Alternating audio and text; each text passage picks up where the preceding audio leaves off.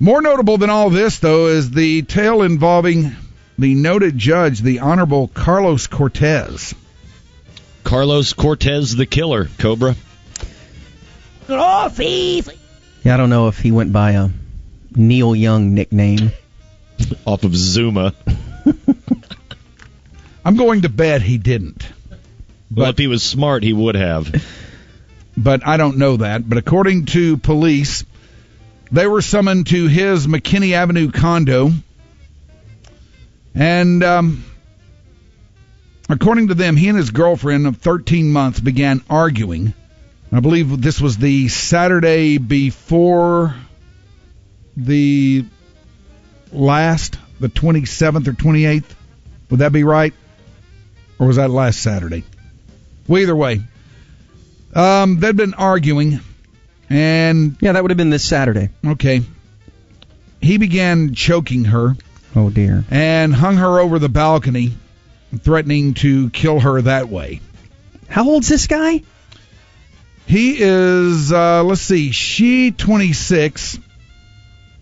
The judge is probably in his early 40s. Now, some of you who were around in the ticket in the early days might recall this guy as Carlos the P1 lawyer.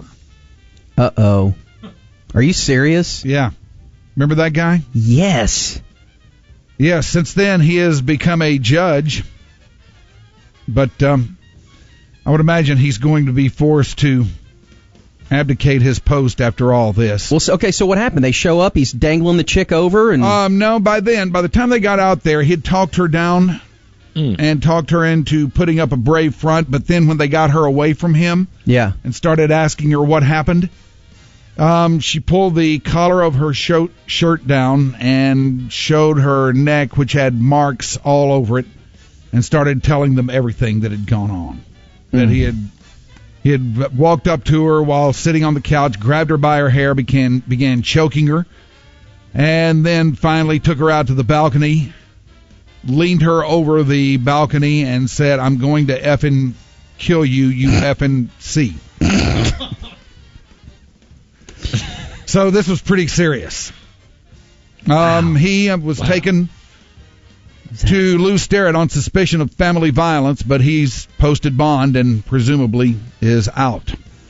Have you heard from him in 19 years? No, it's been a long time since I've heard from him. He kind of went straight and left the ticket and all of his cronies behind. Smart. Mm-hmm.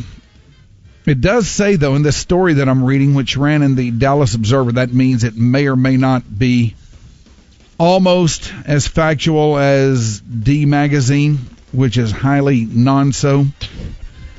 But there had been he'd been in the middle of long-running actions to keep allegations regarding his personal life, reportedly involving drug use and prostitutes, from becoming public, Courtney. Oh, man. Cocaine in moderation.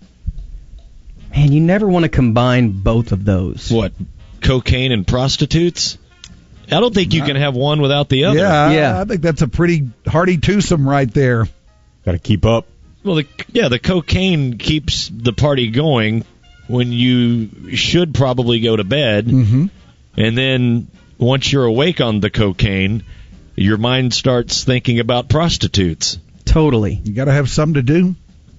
And what are you going to snort off of their boobs? Yeah. Cayenne pepper? No. And let's imagine the inverse situation. If you've got cocaine, what are you going to do? Throw it down on the counter? No, you need boobs to snort it off of. Man, so that's really not some sort of Brian De Palma myth? No. Like it's not a Martin Scorsese myth either. It's like an actual function of cocaine and hookers to combine the two. Mm-hmm. That scenario is lived out every day. I've never had either, but if I was going to have one, I guarantee you the other would be in tow. So if you called a hooker,